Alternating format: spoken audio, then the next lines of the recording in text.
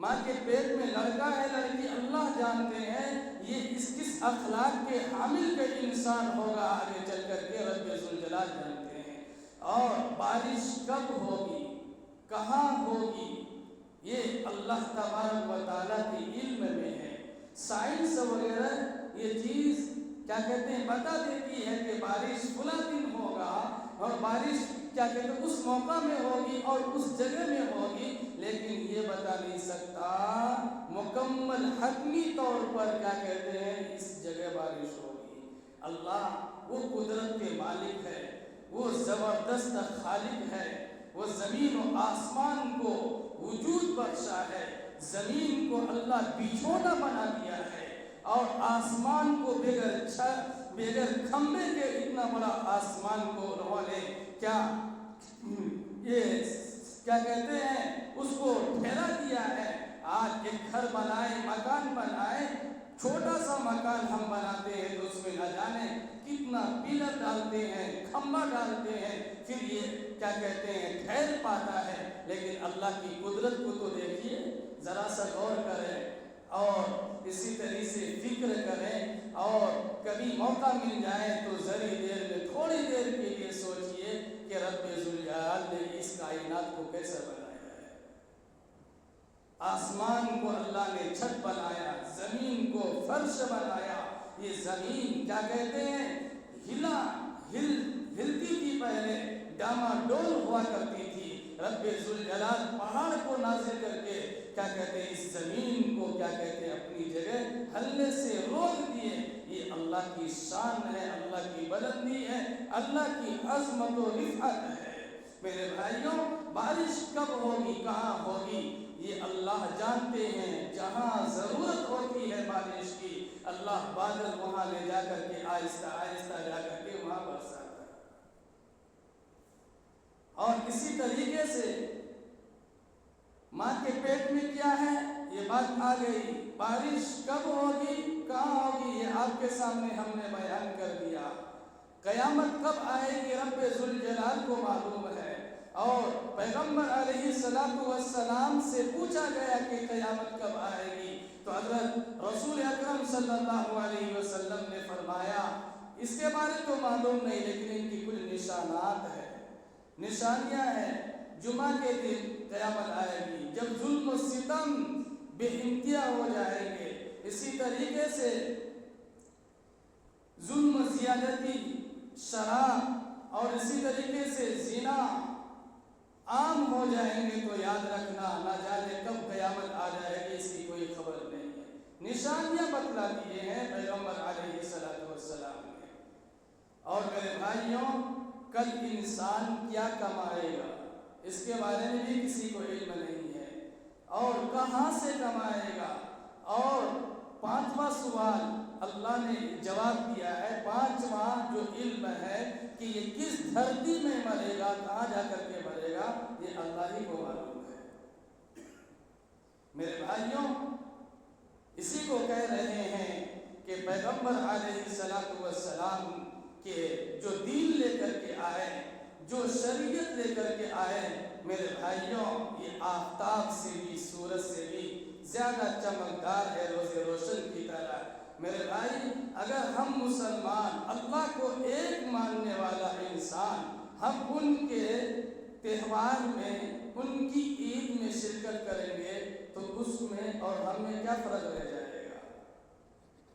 اس سے آپ کو کیا کرنا ہے؟ بچانا ہے، کہنا ہے کہ ایک خدا کو میں مانتا ہوں۔ اور اسی طریقے سے غیر مسلم بھائی بہت سارے مذہب کو، بہت سارے کیا کہتے ہیں دیوی دیوتاؤں کو، اور وہ مانتے ہیں اس کے مذہب ان کو مبارک ہو، لیکن ہمارا جو مذہب ہے ہمیں مبارک ہونی چاہیے، ہم اس میں کیا کہتے ہیں شرکت نہیں کرنا، اور بتا دینا ہے کہ بھائی ہر ایک چیز بھائی چار کی محبت وہ اپنی جگہ ہے، لیکن اتنا ہو نہیں سکتا ہے کہ میں آپ کے تہوار میں اس طریقے سے کیا کہتے ہیں شرکت کروں اور اللہ کی لعنت ہمارے اوپر برسے گی، میں اس کو کرنے کو تیار نہیں ہوں۔ اس کو سمجھا دیں، اور سمجھداری بھی ہے، اور اسی طریقے سے غیر مسلم بھائی سمجھتے ہیں اس چیز کو۔ اسی طریقے سے आतिश बाजी करना या इसी तरीके से पटाखे छोड़ना। बाज़ लोगों का सवाल है कि पटाखे का कारोबार करना, पतंग का कारोबार करना, इसी तरीके से आतिशबाजी वगैरह ये सारी चीज़ें हम रखते हैं, उसको बेचना चाहते हैं, फरोख्त करते हैं। मुसलमान भाई है वो पूछ रहे हैं क्या जायज़ है या नाजायज़ है, ये कारोबार करना ठीक है या नहीं है।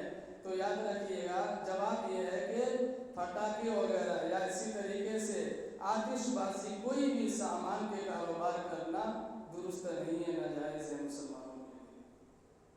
मुसलमानों के लिए ये सब चीज़ें नाजायज़ हैं। और जहाँ तक मुमकिन है ये सब कारोबार से चीज़ों को बेचने से बचना चाहिए। मेरे भाई आतिशबाजी, आग जलाना और इसमें ना जाने बहुत सारे नुकसानात हैं। कुरान में सूरह असरा में अल्लाह बयान करता है इन्नल मुबज़्ज़िरीना कानू इख़वान शयातीन, फजूल खर्ची करने वाला शैतान शयातीन के भाई हैं।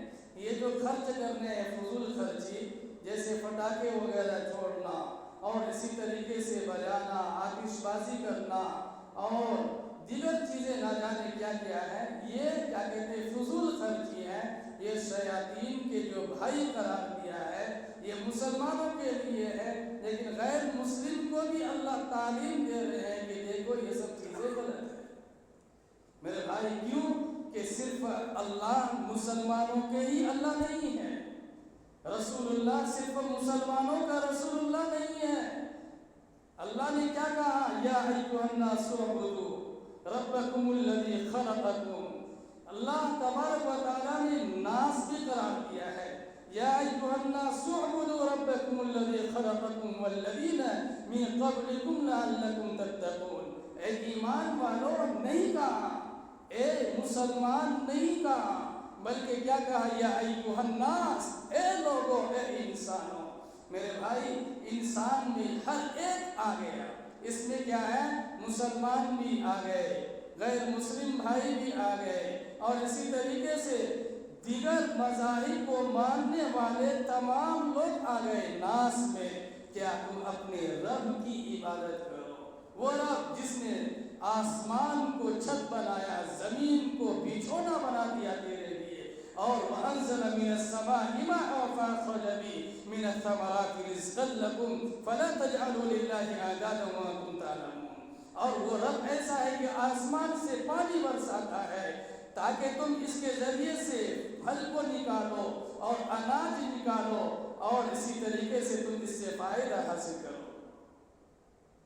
फ़ला तजअलू लिल्लाहि अंदादन व अंतुम तालमून, कि तुम्हारी रिज़्क़ खाने के लिए तुम्हारे लिए क्या पानी का अल्लाह इंतज़ाम करता है। अगर पानी रोक ले, हकीकत में जिस धरती में जिस जगह भी रब्बे ज़ुल जलाल पानी को रोक लेता है, कैद सारी पड़ जाती है, वहाँ से कोई चीज़ नहीं उगती है। इसी तरीके से हर चीज़, पेड़ पौधे दरख्त, हर चीज़ क्या कहते हैं सूख जाता है, हर चीज़ क्या कहते हैं मिट जाती है। और इसी तरीके से इंसान ही परेशान नहीं होते, बल्कि हैवानात, चरिंद परिंद, हर एक चीज़ क्या कहते हैं मुतासिर हो जाती है। मेरे भाइयों, पानी की नेमत अल्लाह दे करके कहते हैं कि मेरा बड़ा एहसान है, अगर मैं पानी रोक लूँ तो तुम मर जाओगे। फ़अंज़ल मिनस समाइ माअन फ़अख़रज बिही मिनस समराति रिज़्क़न लकुम फ़ला तजअलू लिल्लाहि अंदादन व अंतुम तालमून। लेकिन एक बात याद रखना, फ़ला तजअलू लिल्लाह, तुम अल्लाह के साथ किसी को शरीक मत बनाना। फ़ला तजअलू लिल्लाहि अंदादन व अंतुम तालमून। अगर तुम कुछ जानो, समझ बूझ है, अगर दिमाग है, ज़हन है, अकल है, तुम्हारे दिमाग में समझ बूझ है, तो याद रखना मेरे साथ किसी को साजिश और हम राज या इसी तरीके से शरीक करार मत देना। मेरे भाइयों याद रखिएगा, हम इंसानों के लिए भी ये है कि देखिए हम इसको गवारा नहीं करते, हम किसी से कोई क्या कहते मामलात में बात उससे नहीं हो रही है, ज़रा सी नफरत है, कुछ दुश्मनी सी पैदा हो गई है, तो मेरे भाई अगर मेरा कोई दोस्त करीबी उससे अगर उल्फत रखता है, ताल्लुक़ रखता है, तो इसको गवारा हम नहीं करते हैं, اچھا نہیں سمجھتے اور چاہتے ہیں کہ تم مجھ سے دوستی رکھے گا بابا تو ٹھیک ہے، ورنہ تو ہے میں رہتا۔ کیوں بھائی؟ ہمارا جو ہے وہ اس سے بات نہیں ہو رہی، وہ نہ جانے میرے اوپر کب حملہ کر دے، کب مجھے تکلیف پہنچا دے، اس کی کوئی خبر نہیں ہے، تو بھی مجھ سے دور رہ، اور اس سے بات کرنا بھی گوارا نہیں کرتے۔ تو اسی طریقے سے جو کفار و مشرکین ہے، یہود و نصارہ ہے، یہ اللہ کے دشمن ہے۔ کیا یہ اللہ کے دشمن ہے، اللہ کے باغی ہے۔ قرآن کہتا ہے وَلَن تَرْضَىٰ عَنكَ الْيَهُودُ وَلَا النَّصَارَىٰ حَتَّىٰ تَتَّبِعَ مِلَّتَهُمْ۔ اور دوسری جگہ قرآن اللہ وضاحت کرتا ہے اس چیز کو سورہ مائدہ میں، یا ایھا الذین آمنوا لا تتخذوا اليهود والنصارى اولیاء۔ اے ایمان والو، مجھ پر ایمان رکھنے والا، مجھے چاہنے والا، یاد رکھنا تم یہود و نصارہ کو، عیسائی کو اور کفار و مشرکین کو، جنہوں نے میری آیت کو جھٹلایا، میرے پیغمبر کو جھٹلایا ہے، اس کو اپنا دوست مت بنا۔ لیکن پھر بھی ہم دوستی کرتے ہیں، پھر بھی ہم دوستی کریں گے، کیک کاٹیں گے جا کر کے، خوب مزے لیں گے، اڑائیں گے، اور اسی طریقے سے خوب گل چھوڑے اڑائیں گے۔ تو بھائی یہ کیا ہوگا؟ اللہ کے دشمنوں کے ساتھ تم کیا کر رکھے ہو؟ دوستی کر رکھے ہو، ہاتھ ملا رکھے ہو۔ تو اللہ کو یہ چیز پسند آئے گی؟ بالکل نہیں پسند آئے گی، ہرگز پسند نہیں آئے گی۔ تو میرے بھائیوں یاد رکھیے گا، ان سب چیزوں سے ہم سب کو بچنا ہے۔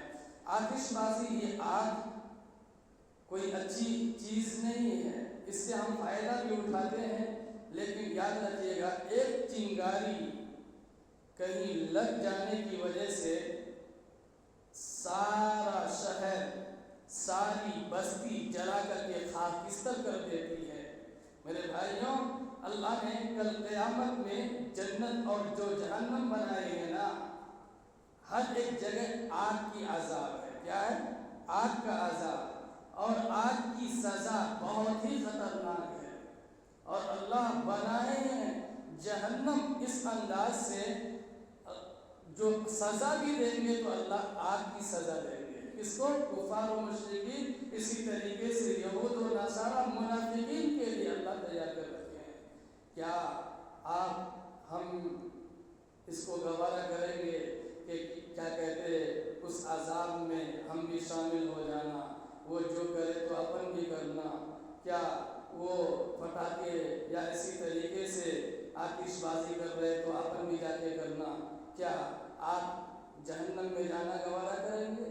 کیا جہنم کی آگ سے آپ کو خوف نہیں ہے، ڈر نہیں ہے؟ قرآن اس کو بیان کرتا ہے وَلَا تَرْكَنُوا إِلَى الَّذِينَ ظَلَمُوا فَتَمَسَّكُمُ النَّارُ وَمَا لَكُم مِّن دُونِ اللَّهِ مِن وَلِيٍّ وَلَا نَصِيرٍ۔ تم ان لوگوں کی طرف مائل مت ہو جاؤ جنہوں نے دین کو اور اسی طریقے سے احکام شرعیہ کو اور اللہ کے پیغمبر علیہ السلام کو نہ مان کر کے اپنے اوپر ظلم کیا ہے۔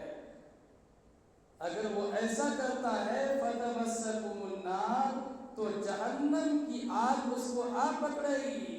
وَمَا لَكُم مِّن دُونِ اللَّهِ مِن وَلِيٍّ وَلَا نَصِيرٍ، اور اللہ کے علاوہ تمہارا کوئی مددگار یا اسی طریقے سے کوئی سرپرست، کوئی والی، کوئی دوست نہیں ہوگا، اور تمہاری مدد بھی نہیں کی جائے گی۔ میرے بھائیوں، آج بھی سمجھنے کی بات ہے، سوچنے کا مقام ہے کہ ہم مسلمان بھائی کہاں تک جا رہے ہیں۔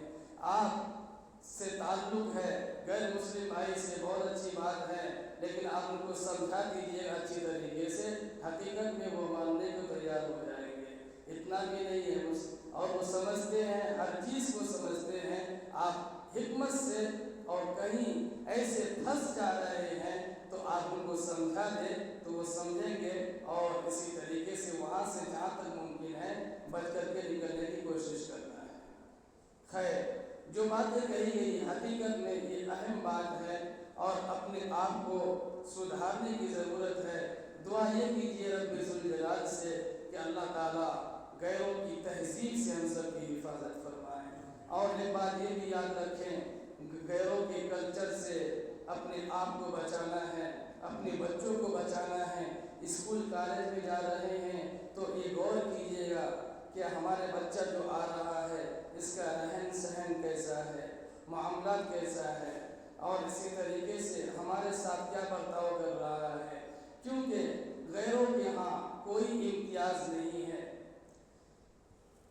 لڑکا لڑکی کی ایک جگہ تعلیم ہونا حقیقت میں بہت ساری خرافات ہے، بہت سارے گناہوں کو دعوت دیتے ہیں میرے بھائیوں۔ اسی طریقے سے عقائد کو دیکھنا ہے اور کیا پڑھ کر کے آ رہا ہے، ان کے اخلاق کیا ہے، وہ بھی آپ کو غور کرنا ہے۔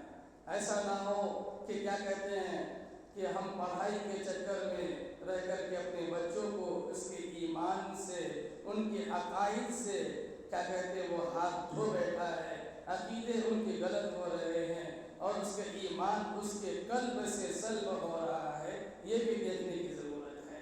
آج مسلمانوں کو حقیقت میں ہر چیز کی ضرورت ہے۔ میں یہ نہیں کہتا کہ آپ اسکول کالج میں نہ داخل کریں، نہیں بھائی، آج یہ دور میں حقیقت میں ڈاکٹر ہونا بھی ضروری ہے، انجینئر کا ہونا ضروری ہے، مسلمانوں کے لیے پائلٹ ہونا ضروری ہے، جہاز اڑانے والا مسلمان ہونی چاہیے۔ اور اسی طریقے سے ڈاکٹر ہو، انجینئر ہو، پائلٹ ہو، اسی طریقے سے ایک ہائی اسکول میں پڑھانے والے جو ہمارے سر ہو، کوئی استاد ہو تو وہ مسلمان ہونا چاہیے۔ میں اس کے لیے منع نہیں کرتا، لیکن ہم آپ کو یہ بات آپ کے ذہن میں دماغ میں ڈال رہے ہیں کہ آپ اپنے بچوں کی تربیت کے سلسلے میں ضرور بھی ضرور آپ ان کو دیکھ بھال کریں، کب آ رہا ہے، کب جا رہا ہے، ہماری بچی کب آ رہی ہے، کب جا رہی ہے، کیا معاملہ ہے، یہ آپ کے ذمہ ہے۔ آج کل ارتداد کا دور زیادہ ہے، مرتد ہو رہے ہیں، مسلمان بچیاں غیروں کے ہاتھ جا رہی ہیں اور اسی طریقے سے غیر مسلم لڑکی ہمارے نوجوان کر کے لے کر کے رہ رہے ہیں۔ یاد رکھیے گا، ایک ایک لمحہ، ایک ایک وقت، ایک ایک سیکنڈ اگر یہ گزار رہے ہیں تو حرام خوری بھی ان کی زندگی گزر رہی ہے۔ غیروں کی بچی کو لا کر کے تم اپنے ساتھ رکھ رہے ہو اور نکاح نہیں کر رہے ہو، مسلمان نہیں بنا رہے ہو، تو اس سے جو بھی بچہ پیدا ہوگا وہ حرامی کہلائے گا، وہ اولاد حرامی ہوگی۔ اسی لیے میں کہہ رہا ہوں، ان سب چیزوں سے بچنے کا ایک واحد راستہ بتلاتا ہوں کہ آپ اپنے بچوں کے دیکھ بھال، نگرانی جو ہے کڑی رکھنی ہے۔ کیا کرنی ہے بھائی؟ ہر چیز محبت بے انتہا کیجیے، لیکن اس معاملہ میں نہیں کرنی ہے۔ کیا نہیں کرنی ہے؟ آج ہمارے سماج میں اور کئی جگہ پر یہ بات آئی ہے، کتنے مسلمان بھائی ہیں غیر سے کر لیے اور نہیں کچھ اس سے کیا کہتے ہیں نکاح پڑے، کچھ بھی نہیں، اور ان کی زندگی ویسے ہی بے حیائی اور بے شرمی بدکاری میں گزر رہی ہے۔ جو بھی اولاد ہوگی وہ اولاد حرامی ہے اور وہ اولاد جو ہے نسب ان کی ثابت نہیں ہوگی۔ ہاں، غیر مسلم ہے، ہم لے کر کے آ رہے ہیں تو اس کو مسلمان بنا کر کے رکھ رہے تو درجہ بلند ہوں گے، لیکن زبردستی بھی نہیں کرنا ہے۔